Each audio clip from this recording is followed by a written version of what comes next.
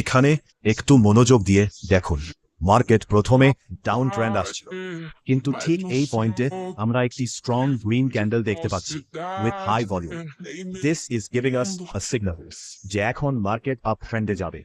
পরবর্তী ক্যান্ডেলগুলো লক্ষ্য করলে দেখবেন এখানে একটি কনসলিডেশন জোন তৈরি হয়েছে।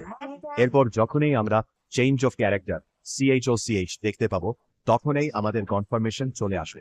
সো এই পজিশনেই আমরা আমাদের এন্ট্রি প্ল্যান করতে পারি। আমাদের স্টপ লস থাকে ক্যান্ডেলের ঠিক নিচে, এবং আমরা মিনিমাম 1:2 টার্গেট নিয়ে কাজ করব। আওয়ার টার্গেট আর অ্যানালিসিস শিখতে চান, জয়েন আওয়ার স্পেশাল কোর্স। এছাড়া প্রতিদিনের আমার ব্যক্তিগত চার্ট অ্যানালিসিস আপডেট পেতে follow our Telegram channel. I hope today's video will have some clues to the